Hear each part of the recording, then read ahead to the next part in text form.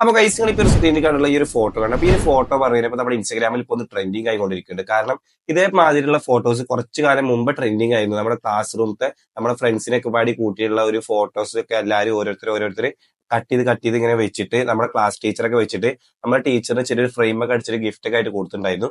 പക്ഷെ ഇപ്പൊ ഇത് നമ്മുടെ ക്ലാസ് റൂമത്തെ അല്ലെങ്കിൽ നമ്മുടെ ഗാങ് അല്ലെങ്കിൽ നമ്മുടെ ഫാമിലി അങ്ങനെയൊക്കെ വെച്ചിട്ടുള്ള ഓരോ ആൾക്കാരൊക്കെ ഫോട്ടോസ് ഇതേമാതിരി സെറ്റ് ചെയ്തിട്ട് ഇപ്പൊ ഒരുപാട് പേരായിട്ട് ഇൻസ്റ്റാഗ്രാമിൽ സ്റ്റോറി അതുപോലെ ഇൻസ്റ്റാഗ്രാമിൽ റീൽസ് ആയിട്ടും അല്ലെങ്കിൽ നമ്മുടെ വാട്സപ്പിൽ സ്റ്റാറ്റസ് ഒക്കെ ആയിട്ട് ഒരുപാട് പേരിടുന്നുണ്ട്. അപ്പൊ ഒരുപാട് പേരായിട്ട് എനിക്ക് ഇൻസ്റ്റാഗ്രാമിലും അതുപോലെ നമ്മുടെ വാട്സപ്പിലൊക്കെ DM ചെയ്യേണ്ടതിന്റെ ട്യൂട്ടോറിയൽ ചെയ്യോ പറഞ്ഞിട്ട് അപ്പൊ നമ്മൾ ഇന്നത്തെ വീഡിയോയിൽ അത് എങ്ങനെയാണ് ഫോണിൽ ഈസി ആയിട്ട് ഇങ്ങനെ മേക്ക് ചെയ്യാന്നാണ് നിങ്ങൾക്ക് ഇവിടെ കാണിച്ചു തരുന്നത്.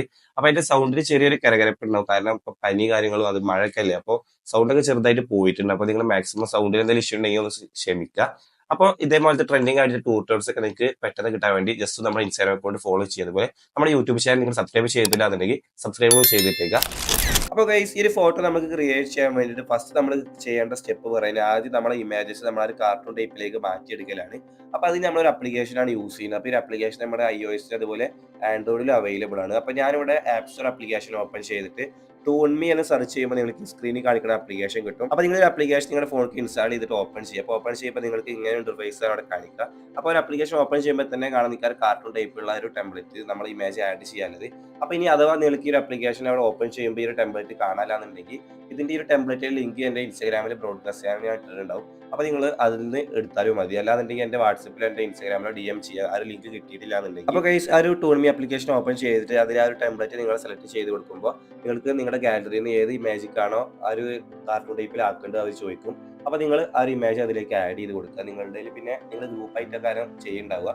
അപ്പോൾ നിങ്ങൾ ഓരോ ഇമേജസും ഇങ്ങനെ ഇതിലേക്ക് ഇങ്ങനെ ആഡ് ചെയ്ത് കൊടുത്തു കഴിഞ്ഞാൽ ഓട്ടോമാറ്റിക്കലി ജസ്റ്റ് ഒരു മിനിറ്റിനുള്ളിൽ തന്നെ നമുക്ക് നമ്മുടെ ഇമേജ് ഒരു ആപ്ലിക്കേഷൻ ജസ്റ്റ് വൺ ടാപ്പിൽ നമുക്കത് കാർട്ടൂൺ ടൈപ്പിലാക്കിയിട്ട് തരും ഇതേപോലെ.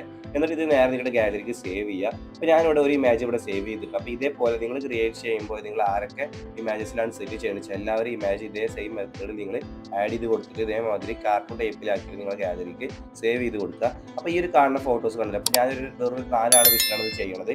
ഞാൻ ഇതേപോലെ ഒരു 4 ആൾക്കാരെ ഇതേമാതിരി കാർട്ടൂൺ ആക്കിയിട്ട് ഇവിടെ സെറ്റ് ചെയ്തിട്ടുണ്ട്.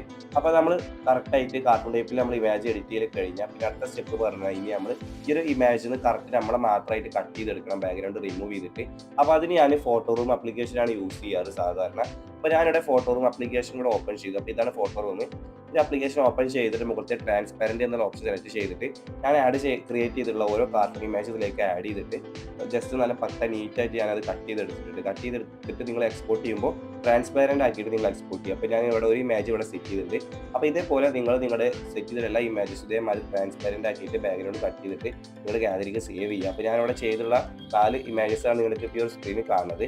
അപ്പോൾ ഇങ്ങനെ ഇത് സെറ്റ് ചെയ്ത് കഴിഞ്ഞാൽ പിന്നെ അടുത്തത് നമ്മൾ ഇനി ഇതിങ്ങനെ ഓരോന്നിങ്ങനെ അടുക്കി വെക്കലാണ്. അപ്പോൾ അത് ഞാൻ എഡിറ്റ് ചെയ്യാൻ യൂസ് ചെയ്യുന്ന ആപ്ലിക്കേഷൻ നമ്മുടെ പിക്സാർട്ട് ആപ്ലിക്കേഷനാണ്. അപ്പോൾ ഞാനിവിടെ പിക്സാർട്ട് ആപ്ലിക്കേഷൻ ഇവിടെ ഓപ്പൺ ചെയ്ത് കൊടുത്തു.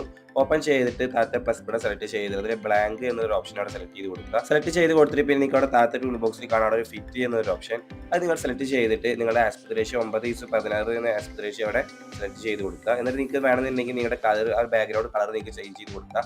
അപ്പോൾ ഞാൻ ഈ ഒരു കളറാണ് ഇവിടെ യൂസ് ചെയ്യുന്നത്. അപ്പോൾ കളർ യൂസ് ചെയ്ത് കഴിഞ്ഞാൽ താഴത്തെ ടൂൾ ബോക്സിലെ ആഡ് ഫോട്ടോ ഓപ്ഷൻ ഉപയോഗിച്ചിട്ട് നിങ്ങൾ കട്ട് ചെയ്തിട്ട് ഓരോ ഇമേജ് ഇതിലേക്ക് കൊണ്ടുവരിക. അപ്പോൾ കൊണ്ടുവരുമ്പോൾ പിന്നെ നിങ്ങൾക്ക് അത് സൈസ് കാര്യങ്ങളൊക്കെ അഡ്ജസ്റ്റ് ചെയ്യണമെന്നുണ്ടെങ്കിൽ നിങ്ങളൊന്ന് ക്രോപ്പ് ചെയ്ത് കൊടുത്താൽ മതി.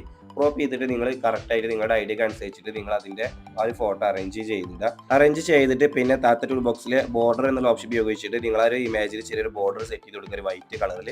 അപ്പോൾ നമ്മൾ ഒന്നാമത്തെ ഇമേജ് ഇവിടെ സെറ്റ് ചെയ്തു. അപ്പോൾ ഇതേപോലെ നിങ്ങൾ ഇനി അടുത്ത ഇമേജ് ആഡ് ഫോട്ടോ ഓപ്ഷൻ ഉപയോഗിച്ചിട്ട് ഇതിലേക്ക് ആഡ് ചെയ്യുക. എന്നിട്ട് അത് നിങ്ങൾക്ക് വേണ്ട അനുസരിച്ചിട്ട് അതിന് സൈസ് കറക്റ്റായിട്ട് സെറ്റ് ചെയ്ത് കൊടുക്കുക. അപ്പോൾ ഇങ്ങനെ ഓരോന്നും ഇങ്ങനെ ആഡ് ചെയ്തിട്ടാണ് നിങ്ങൾക്ക് ഒരു പ്രിവ്യൂലായിട്ട് ഞാൻ കാണിച്ചു തന്നുള്ള ഒരു ഫോട്ടോ ഇവിടെ സെറ്റ് ചെയ്യുന്നത്. പിന്നെ ഇതിലിപ്പോൾ നിങ്ങൾ ഒരു ഇമേജ് ആഡ് ചെയ്തു, രണ്ടാമത്തെ ഇമേജ് ആഡ് ചെയ്തു. അപ്പോൾ നിങ്ങൾക്ക് രണ്ടാമത്തെ ഇമേജ് ഒന്നാമത്തെ ഇമേജിന്റെ പിന്നിക്ക് കിട്ടണമെന്നുണ്ടെങ്കിൽ സൈഡിലായിട്ട് കാണാൻ നിങ്ങൾക്ക് അവിടെ ലെയർ എന്നൊരു ഓപ്ഷൻ ഉപയോഗിച്ചിട്ട് നിങ്ങൾ ഓരോ ഇമേജ് ഇങ്ങനെ വലിച്ചിട്ടാൽ മതി ഈ കാണുന്ന പോലെ. അപ്പോൾ ഇങ്ങനെയാണ് ആ ലെയർ അഡ്ജസ്റ്റ് ചെയ്യുക. അപ്പം പല ആൻഡ്രോയിഡ് പിക്സാർട്ട് ആപ്ലിക്കേഷനിൽ ഈ ഒരു ലെയർ ഓപ്ഷൻ ഇടയ്ക്ക് ഉണ്ടാവില്ല, വേർഷൻ പഴയതായതുകൊണ്ട്.